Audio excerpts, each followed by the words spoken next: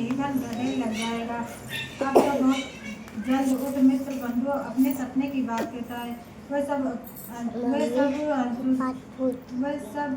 उसकी बात अनसुनी कर दिल लगे उड़ाने लगे। कहीं सपने भी सच्चे होते हैं। एक बूढ़ा बोला, देख भाई मेरी बात मान, सांप झूठ कहने के बदले जैसा देवता ने कहा वैसा कर, तेरा क्या जाता है। अब बूढ़े की बात मानकर नहा धोकर संतोषी माता को दंडवत कर घी का दीपक जला दुकान पर बैठ गया।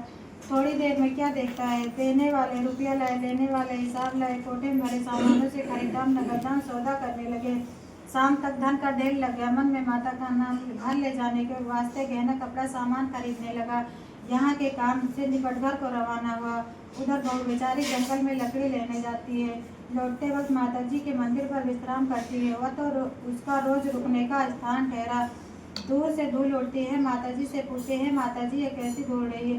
माँ कहती है, पुत्री तेरा पति आ रहा है, अब तू ऐसा कर लकड़ियों की 3 बोझ बना, एक नदी के किनारे रख, दूसरा मेरे मंदिर पर, तीसरा अपने सिर पर। तेरे पति को लकड़ी का गट्ठा देखकर मोह पैदा होगा।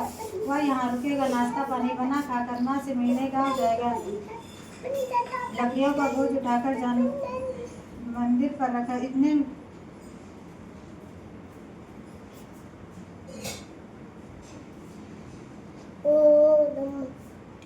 एक नदी के किनारे रख, दूसरा मेरे मंदिर पर, तीसरा अपने सिर पर। तेरे पति को लकड़ी का गट्ठा देखकर मोह पैदा होगा।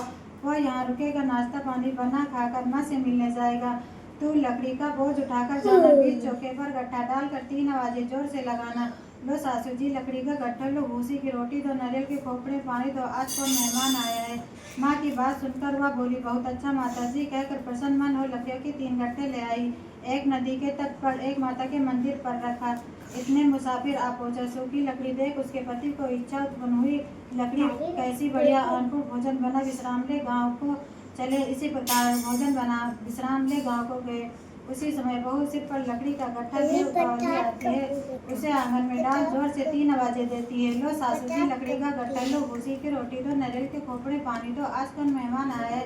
यह सुनकर उसकी सास अपने दिए हुए कष्ट को बुलाती, बहू ऐसा क्यों कहती है, तेरा मालिक ही तो आया है, आ बैठ, मीठा भात खा, कपड़े गहने पहन। इतने में आवाज सुनकर उसका स्वामी बाहर आता है। अंगूठी देख व्याकुल हो जाता है। माँ से पूछता है, अंगूठी देख व्याकुल हो जाता है। माँ से पूछता है, यह कौन है। माँ कहती है, बेटा तेरी बहू है, आज 12 वर्ष हो गए जब से तू गया है, तब से सारे गांव में जानवर की तरह भटकती फिरती है, काम काज घर का कुछ करती नहीं, 4 समय आकर खा जाती है, तुझे देखकर भूसी की रोटी, नारियल के खोपड़े पानी मांगती है।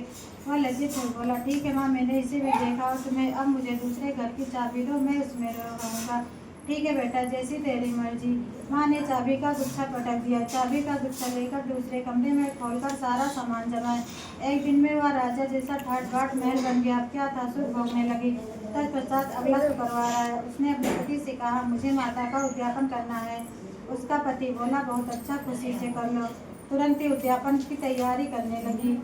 जेठ के लड़कों को भोजन के लिए कहने गई। इसने मंजूर किया, परंतु पीछे जेठानी अपने बच्चे को सिखलाती है, देखो रे, भोजन के समय सब लोग खटाई मांगना, जिससे इसका उद्यापन पूरा न हो। लड़के जीवने आए, खीर पेट भर खाई, परंतु बात याद आते कहने लगे, हमें कुछ खटाई खाने को, खीर खाना भाता नहीं, जी भी बढ़ता है, खीर खाना भाता नहीं, देखकर अरुचि होती है। लड़के उठ खड़े हुए, बोले, पैसे लाओ। बोली, वो कुछ जानती नहीं, सो उन्हें पैसे दे दिए। लड़के उसी समय उठ करके इमलीदे खटाई खाने लगे।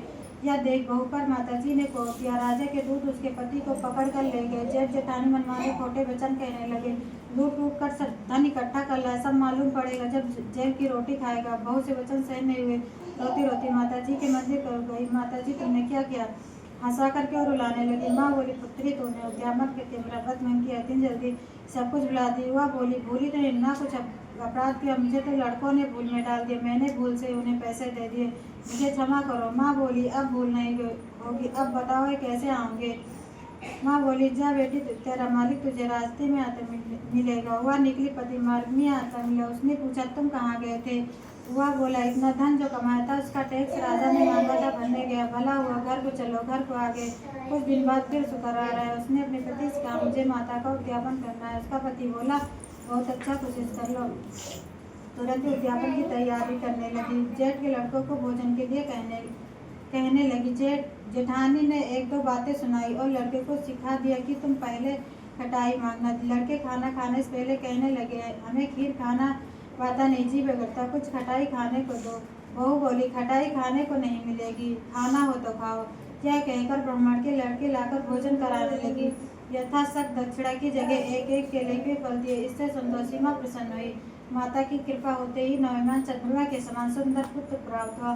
पुत्र को लेकर प्रतिदिन माता के मंदिर को जाने लगी। माँ ने सोचा रोज आती है, आज क्यों न मैं इसके घर चलूँ, इसका आश्रय देखूँ तो सही है विचार कर माता ने भयानक रूप बनाया।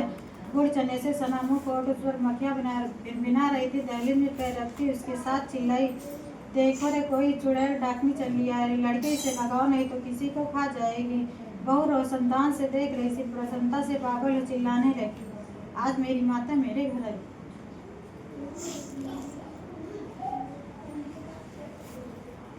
जयकारा संतोषी माता को सच्चे दरबार की।